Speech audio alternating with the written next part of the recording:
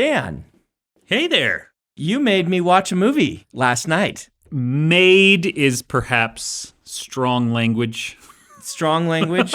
I returned home from teaching my class for the first week for this semester, and I was immediately beset by you with ropes and chains, Yes. towed down into my theater room, where Strapped into the chair. like those that. Yeah. little things on your eyes like in Clockwork Orange. Yep. And I was exposed to a movie. And so we're going to talk about that experience. But you said you don't have a food heist, you have a food heist teaser? I have a food heist teaser. Oh. Okay, so, dear listeners, whatever you do, under no circumstances should you Google suitcase full of meat. We're going to talk about it next week, or possibly even 2 weeks from now. But don't look it up. Don't spoil it for yourself. Is it actually going to live up to this hype? I have no idea. I haven't read the article yet. It just came across your desk, and then you had somebody to come sent it to me, and I'm like, oh, this sounds really cool. I'm going to do this. And then I've been busy all day, and I have not read about the suitcase full of meat. So don't you read about it either.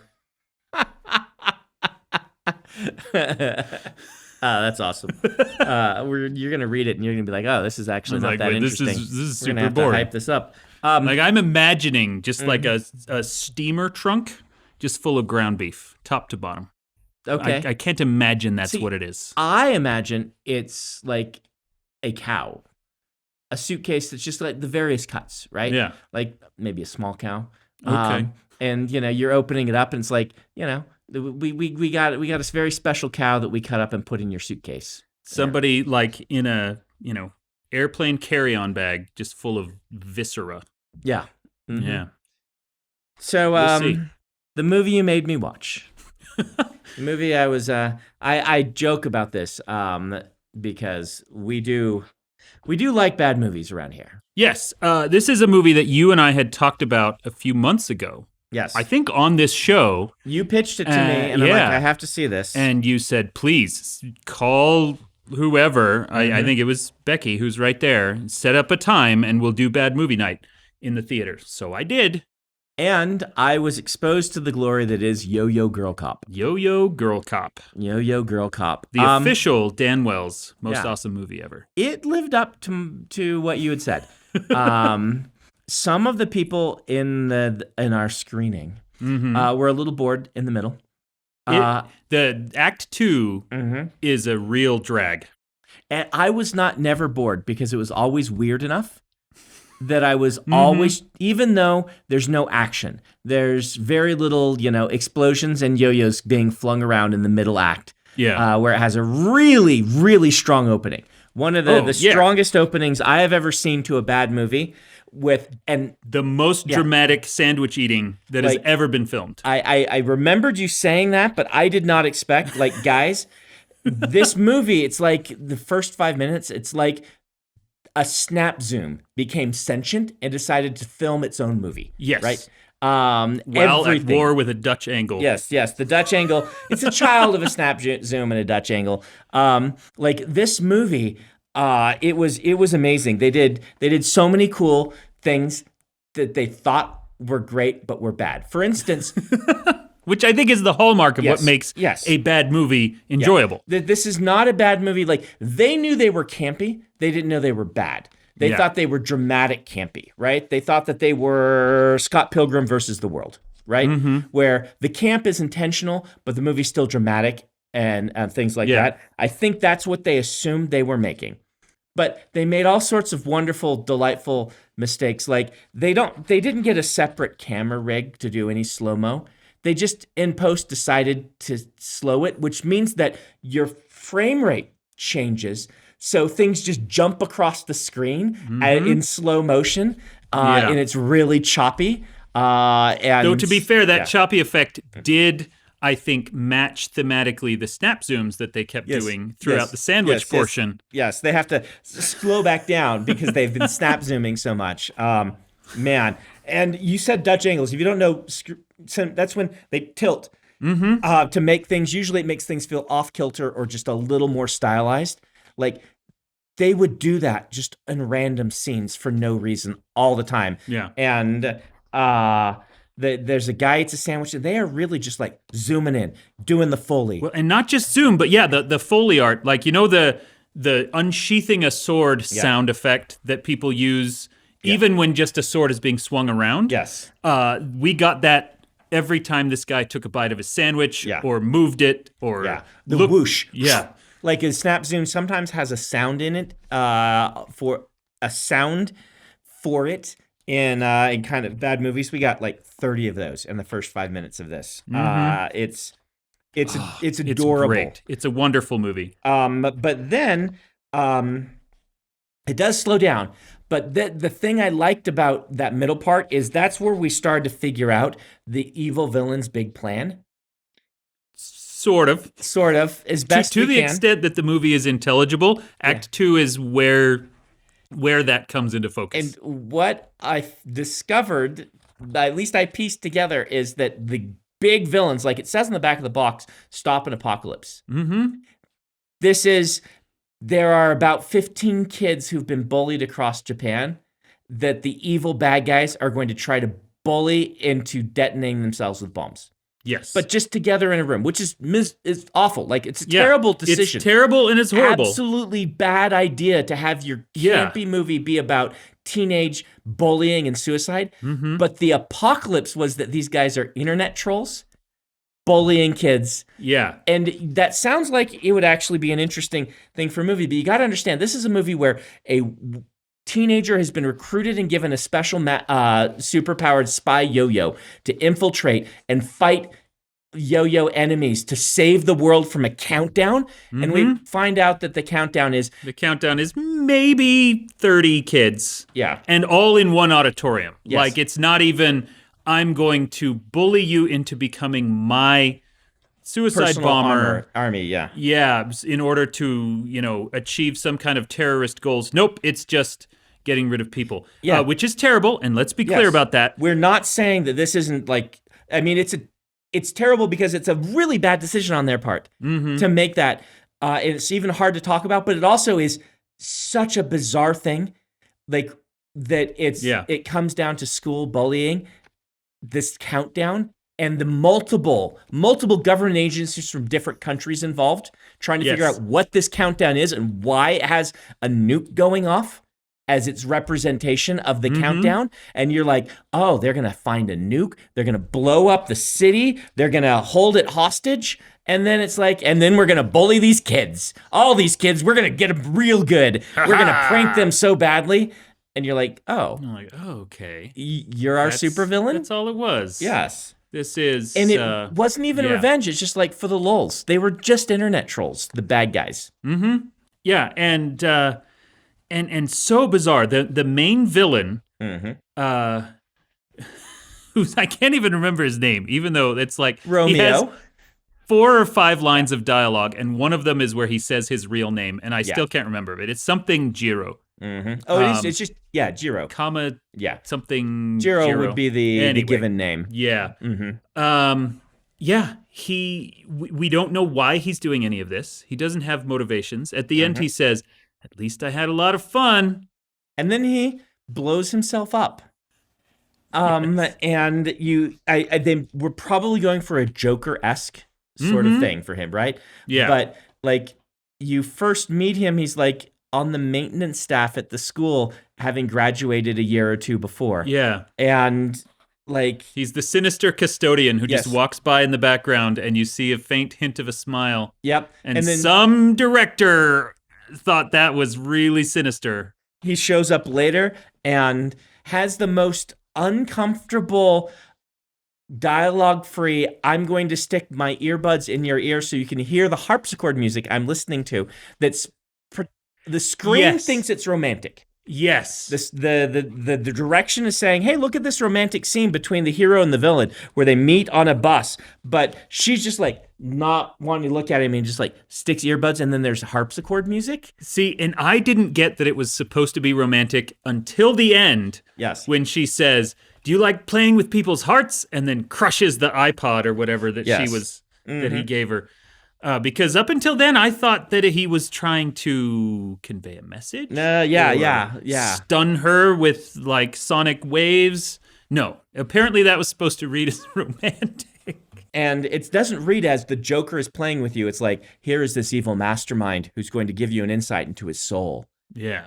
Harpsichord music, we still don't know why. Harpsichord music. And then it was a delightful experience of the whole way through. Well, and it has, first of all, there's fantastic yo-yo combat. Yes. Not nearly as much as you would expect in a movie called Yo-Yo Not Girl as much Cop. as I wanted. I'll admit that. Yeah. There's really only one yo-yo fight, though she does use a yo-yo again at the end against other people who do not have yo-yos. Yes. But the movie does contain my favorite dramatic reveal of all time. Yep. Which is that villain at the end. I almost don't even want to say what it is because I don't want to spoil it for people. We can maybe not say what it is, but we can say, like, I saw it and he went like this. And you've seen this in movies before where it looks like he's pulling off a mask, right? Like a Mission Impossible mask. Like he's been someone else all along. And he goes to do this and it looks like and then that's not what it is. It's not what it is. And you're like, wait. Yeah. And then they never mention what it means or... Rarely, if ever, has a movie spent so much of its dramatic impact on revealing something that means absolutely nothing. Yeah. And I love it so much.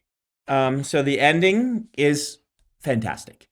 The ending is great. It involves Yo-Yo Girl Cop running down a hallway, like an exposed platform with people up on girders and like walkways. Ruined factory. In a ruined factory with machine guns. And they shoot at her. And because she's running, she has no superpowers in this regard.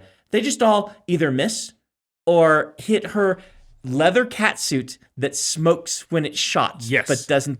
It is immune to bullets. But this isn't And it set is up. immune to bombs, but it can be easily cut by swords and does not protect her from the impact of punches. Yeah. So it's not set up. No. She does have a suit up moment. We didn't know that a suit up moment was coming.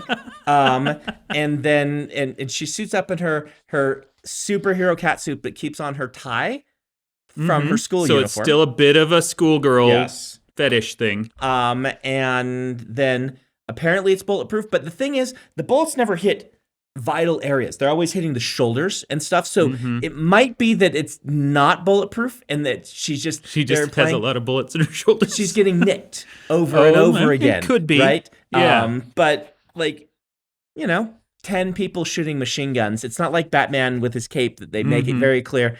She just runs. Yeah. And then it's indescribable in some ways. Yeah, so just to provide a little bit of background to anyone out there listening who's curious where this movie came from, it is actually part of the Sukeban Deka series, which basically means delinquent girl detective. There were 2 movies made in the 70s. We learned after the fact that this is like the daughter of the original Sukeban Deka girl from the 70s. There were apparently 2 new spin-off mangas made of this just last year or the year before. So it's a long ongoing thing. And you found this movie cool. how? Okay, so I was with your brother, Jordo. Yes. And this was years ago. I want to say 15 years ago. It's whenever Blockbusters were all closing down. And one of the Blockbusters here in town was going out of business, and they were having this big, huge fire sale. Like, we need to clear out our inventory. I was specifically looking for original trilogy Star Wars without the special edition modifications, because I have those on video, but I wanted to find them on a DVD, and those are very hard to find. Yes, because you are a gentleman. And I thought you were going to say 45 years old. No, you're a gentleman connoisseur. Yes, I wanted to have, the versions that I watched as a kid and fell in love with. I wanted to see if I could find DVDs of those. I wasn't able to, but I did find on their bargain shelf for either $1 or $5. I want to say it was one. It had to be one. It had to be one. This is 20 years ago, and everything else would be $5, right? The random nonsense that you see on those, bargain bin DVD things, Yo-Yo Girl Cop, and based purely on the title, that I bought it, and that's the best dollar I've ever spent. It was great. It's interesting. I enjoy bad movies. A lot of my wife has never really gotten into them. And it takes a certain mindset and a certain taste, and certain movies I don't like the films that try to be bad on purpose. Yeah. Those can be fun, but that's not what I'm talking about here. That's no shade against those. Yeah. But it takes a certain level. There's a area in the center where they're actually, I just don't enjoy them at all. On one side you have Kung Pao, which is not it's like, I love Kung Pao, right? And I don't know why I love Kung Pao. It is bad on purpose, but it's also funny. Yeah. And then you get into, look how bad we are. That's the funny part, which I don't enjoy. And then you get to sincere, we're making something awesome. And it legitimately is awesome sometimes. Yeah. And then it's bad in every other way. Yeah. And it's delightful. And I think what defines that middle section for me is just low effort. Okay. The Scary Movie series and Epic Movie and all of those. I was thinking more Birdemic and stuff like that. Sharknado. Sharknado specifically, I'll quibble on and say that it's a masterpiece. But Megalodon versus Giant Octopus, those kind of things that they knew they were making schlock. Those aren't as fun. But I'll also say the ones where they're just cranking out cheap movies quickly for a specific audience. Right. Those aren't as fun. You're right. There are some of those Sharknado, some trauma stuff that's just really fun, even though it knows. But that's camp rather than bad. And I can like camp. Yeah. If it's well done camp, well crafted and understood camp, I will enjoy. Yeah. Movies like Not Another Teen Movie, I actually really like that one. Because you can tell they put some effort into it. They cared about what they were making. They all tried to be Naked Gun. And the Naked Gun films are great. Yeah. Police Squad, I think, is better, the television show that inspired hands down. But they're funny. And so you can do a harebrained spoof like that and have it be really good. Yeah. My favorite bad movie is, I think we may have talked about some of this before, is nothing unusual. It's Troll 2. I love Troll 2. I get a big kick out of it. And did you already show Troll 2? We already. Okay. I have it. I haven't seen it. I need to watch it. Blu-ray of Troll 2. Troll 2. And the funny thing is, we couldn't find my Blu-ray for the screening. It was in my bathtub. Because we'd stacked a bunch of old stuff in there, and it was a likely excuse. Yeah. And so we know you take baths with your Blu-ray of Troll 2. I do, all the time. You take baths with popcorn. Oh, okay. Have you not seen Troll 2? No, I have not seen Troll 2. Okay. I need to. Okay. But you've already watched. I have to watch it independently. But regardless, we had to buy a digital copy, so we didn't have a digital copy of Troll 2 as well, because, what connoisseur does not own two copies of Troll 2? I mean, come on. It is delightful beginning to end. But, I enjoy bad movies. I also enjoy, there's branching tree of badness, right? Troll 2 is a different kind of badness than Cats, which I love Cats. I made everyone watch Cats, right? Cats is a transcendently wonderful experience because it is fantastic filmmakers and actors going wrong in every way humanly possible. We've talked about that before. Did a whole episode.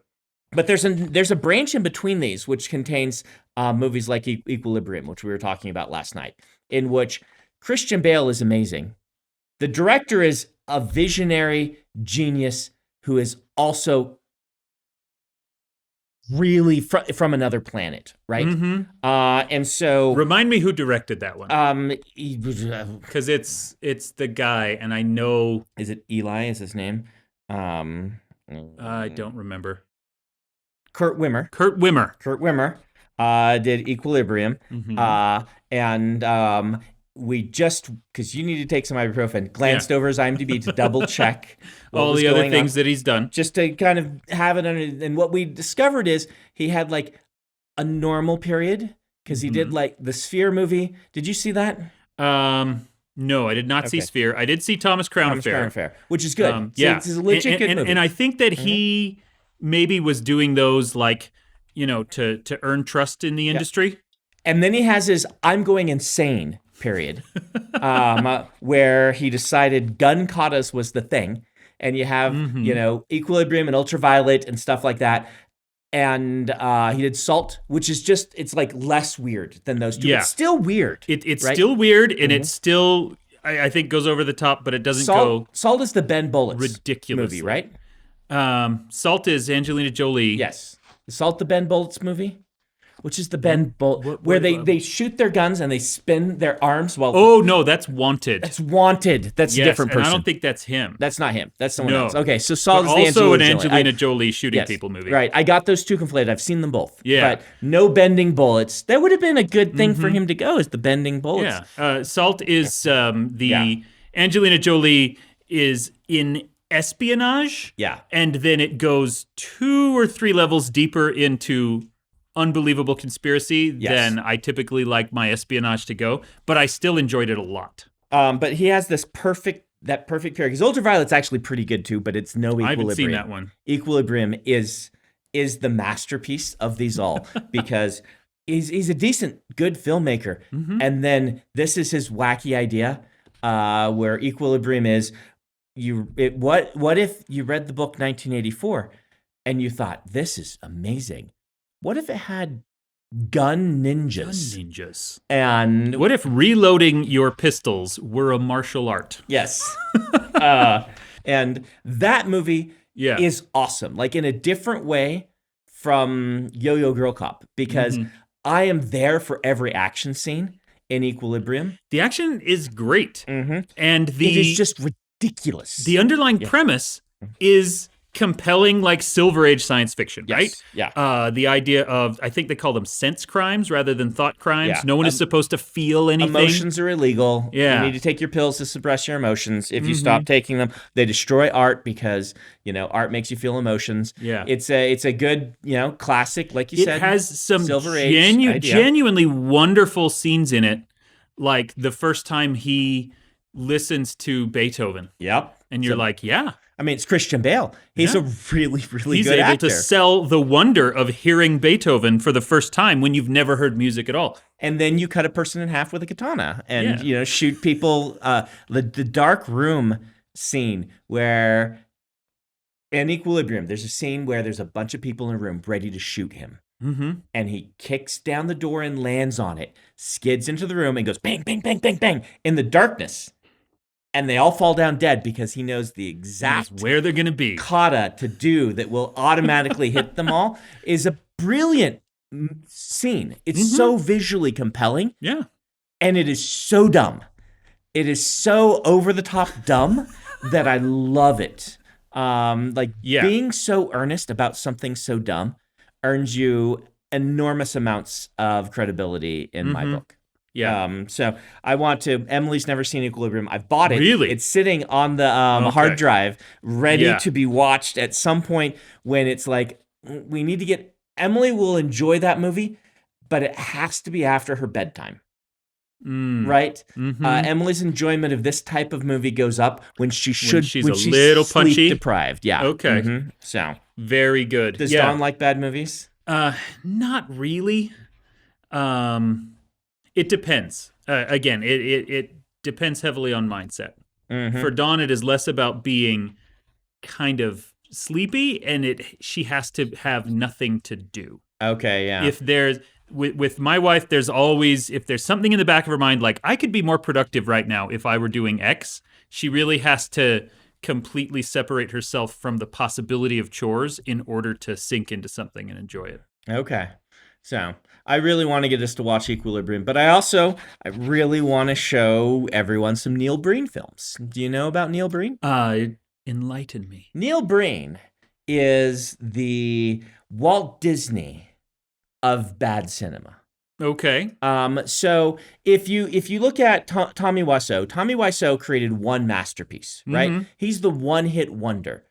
Neil Breen is the Adam's seen them. He is the gift that keeps on giving. Okay. And each movie is bad in a new and interesting way. So he's an architect from Vegas or something like that who was very successful as an architect, decided to take his money and make movies. Okay. And give me some titles.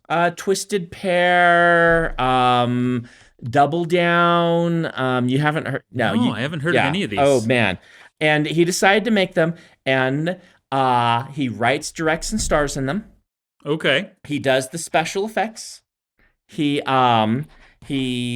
is not a good actor. He's a very bad actor in all the right ways. Mm-hmm. And his movies are important, powerful movies about how humankind, the foibles and problems in humankind. And he usually represents either a super spy, an alien, or an AI individual who has come to Earth or gone on this mission in order to expose corruption and improve morality. Imagine the day the Earth stood still. Have you seen the day the Earth stood still? Yeah. If the guy who was sent, Klaatu, if he were instead a monotone guy who liked to give speeches that didn't make sense, who was directing himself in a movie about how great he is. And it's amazing. Okay. And so I want to put on Twisted Pair. Twisted Pair is it's Neil Breen discovers stock footage, the movie. And it's amazing. There are scenes where there's one famous scene where he got stock footage of a giant eagle or a falcon or something. Mm-hmm. And he puts himself into the scene Forrest Gump style. Okay. Hanging out with his giant eagle because he's a friend to all the animals. Mm-hmm. And there's another one that's really famous where they're he just shows up with some army guys and are in a firefight, and he pauses the stock footage so he can walk up to the guys and incorporate himself in it. He says, "Come on, guys, I'll save you." And then pushes play on it, in editing, and they start walking. He runs ahead of them to get them to safety. That's so great. It's all completely earnest. None of it. I mean, unless he's the best performance artist that's ever existed, it's all perfectly earnest. It has him trying to do something, have a message, and they're just delightful to watch. And so I want to show Equilibrium, but I really want to get the crew watching some Neil Breen. Very good. Yes. So what I'm hearing then is that bad movie nights are going to become a regular. Well, I mean, they already have, because I've made them watch Cats, and I've made them watch Troll 2, and you've made them watch Yo-Yo Girl Cop. We need to get more of the company coming to these. Yeah. Because Yo-Yo Girl Cop 10 people. there are only 10 of us. I mean, we did watch it at 9:00 p.m., but that's when bad movies are best. Mm-hmm. So, anyway, the one that we need to get. Yeah. Is Ninja 3. The Domination, which is the first bad movie I can remember watching. Really? And really enjoying, where my brain had with us, or had you seen it? No, with you guys. The first time I ever saw a movie that I'm I am loving this, but I should be hating it. What's going on? What is wrong with this? And so that experience, and I don't think we've talked about this on the show. I apologize. We've mentioned it before, but we can talk. It is deeply rooted in the DNA of what this has become. Yes. Because it was the first time that you and I and Peter and Ben, yes, all went to a convention. When we were college students, we were trying to break in. Yep. We were trying to meet editors. We were trying to do all this stuff. So we went to the World Fantasy Convention in Corpus Christi, Texas. Yep. We shared a hotel room. And late at night, we just turned on the TV to see what was there. And it was Ninja 3, The Domination. Which I have watched again since. And it's... Is it as good as we remember? I am so fond of it. I still remembering it being... It's good. Okay. That experience is kind of different because we were, we were 4 friends from college trying to make our way in the publishing world. Or we were 3 friends from college trying to make our way in the publishing world. And Ben. Who was there for moral support. He shouldn't be understood that he wasn't one of our friends, just that he had different reasons for going. Yeah. Maybe he wanted to watch the potential car wreck that is the 3 of us trying to find our way. He wanted to watch us sit Tom Doherty down in a hallway and pitch him books. We showed him that Ben. He wanted to see a train wreck, and now here we are. Maybe he just wanted to watch Ninja 3, The Domination. Yeah. And he knew that it was going to happen. It's a good thing he didn't want to be in publishing because the other 2 of you ended up as VPs in my company. And Ben is the one who's not been sucked in because we don't know what to do with a tech bro. That is the first thing he said when you hired me was, well, when are you going to hire me? We don't need We don't need you. We don't need a guy who maintains the back end thing. Can we hire him as a jester? To sit in the corner and make fun of us? Because he'd be good at that. He might be. If he would wear motley. Free. That's Why true. would we hire him for it?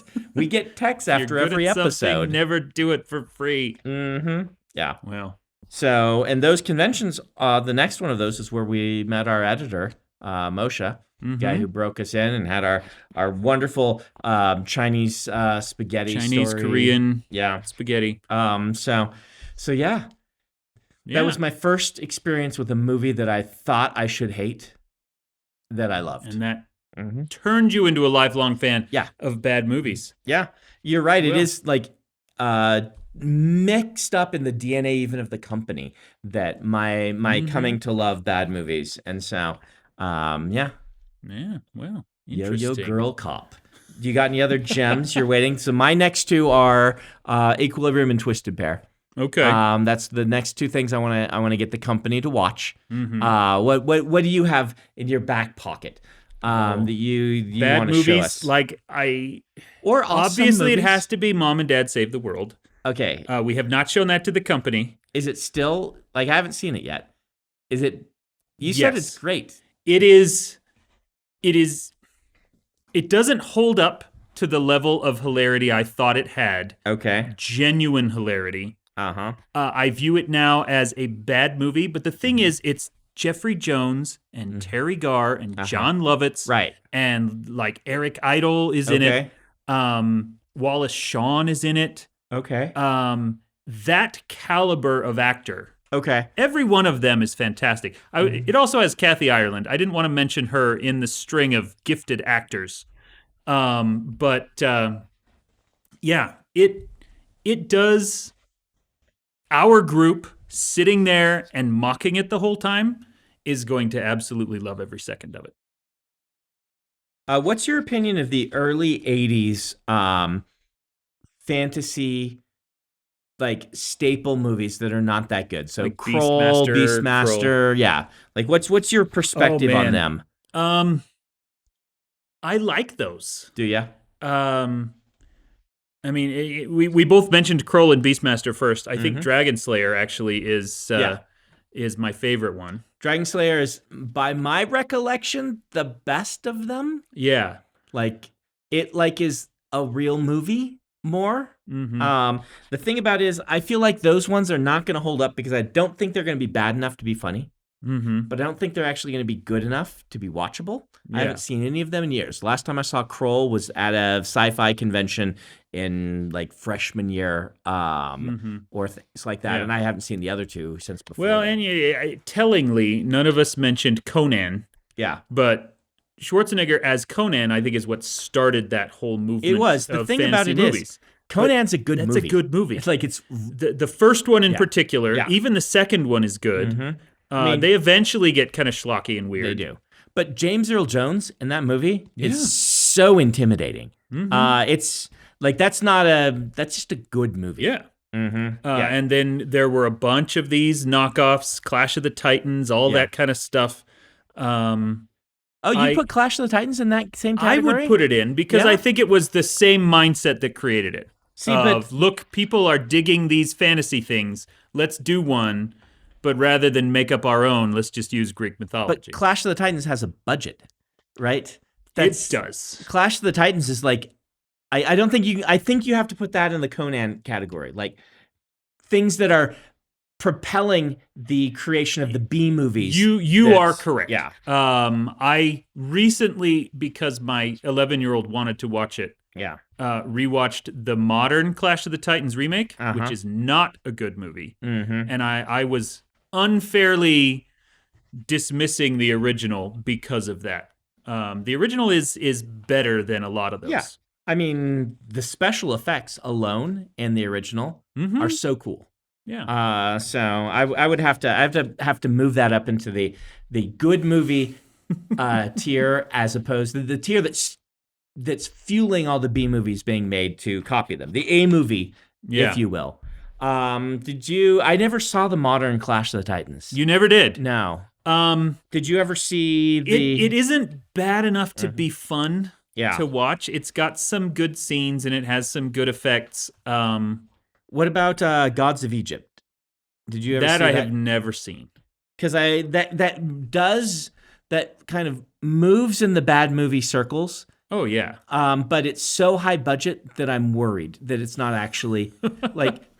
Well, I mean, it's apparently genuinely terrible, even beyond the obvious things like all the Egyptian gods are white and stupid choices like that. I mean, it got absolutely horrific reviews. Nobody enjoyed the story. I don't know if it would be fun to watch in a bad movie kind of way. Yeah, let us know in the comments. Is this like an actual fun bad movie, or is this just like, for instance, I thought, and maybe I'll have to give it another try, I thought that Battlefield Earth would be an enjoyable experience. And it was just, I didn't enjoy myself. It was just boring. Yeah. Sometimes these movies that have the big budgets, that have the stars attached, that go wrong, there are some fun things. There are moments in Battlefield Earth that almost redeem it, but mostly it's just bad and not fun. But on the other hand, the Dungeons and Dragons movie, the old Dungeons and Dragons movie. Like the Marlon Wayans Dungeons and Dragons? That one, because you get to watch Jeremy Irons have to act in this thing. That one's pretty fun. Yes, that one does cross the line over into enjoyably terrible. I actually have high hopes for the new one. Not that we're talking about that, but the upcoming D&D one looks James Gunn-ish enough that I think it will actually be fun on purpose. I'm happy to see that. Like when I watch the trailer, I'm like, okay, they get it. This seems like it'll work. Unless it's some of the Suicide Squad thing where they had someone make the trailer who had to salvage a movie, then it looks like that will be a legit fun movie. So we'll see. There was another one. A lot of the really campy, I love how bad this is kind of movies that I watch are Japanese. Okay. And there was another one, and I can't remember the exact title of it, but it was Chainsaw Girl or something like that. I've heard of something like that. It was not to be mistaken for Chainsaw Man. The comic that's happening nothing right to do now. with the ongoing manga. It was an old schlocky thing. For all I know, it was part of the Tsukuban Deka series, but I don't think so. Girl gets, some horrible thing happens to her. Criminals, kill her family or something, and then she decides to wreak horrible revenge. The scene in Army of the Dead when he gets his hand cut off and he fixes a chainsaw to it. Army of Darkness. Well, that's So you got to mix Is up. that Evil So Dead that's 2? Evil Dead 2. Okay. Army of Darkness, he gets the metal hand. He starts Yes. with the chainsaw. Okay. So. You're correct. Yeah. Imagine that scene where he puts the chainsaw on his hand and then a very bad Japanese filmmaker decides to make an entire movie that's just that. That sounds pretty good. It actually is. I loved watching it. I don't know if it's one I would show to the company because it was pretty violent. Okay, as you would expect. I mean, that's yeah. So, all right. Well, we will make sure to try to invite Ben to some of these, even though he's not in the company. We should. Because he didn't get to come to you. Where was he? Did you invite him? I did not. You didn't even tell him about. No. I invited several people to the New Year's party and then realized, there's not enough room for all of these people in here. So I didn't invite anyone to the bad movie. But now that I see how many people actually show up, we'll do it. What I do want to say as a closing note, if you out there, beloved listener, have a favorite bad movie that you love for the reasons we've been talking about, please let us know what it is. Let me put an asterisk on that we can show to a company of people who may not have the threshold for graphic content for something like Chainsaw Whatever, Girl. yeah. So like the threshold, like Equilibrium's pushing it, but we'll be fine. Equilibrium or below on the threshold of content, I would say, is what we're looking for. There you go. How's that, Ben?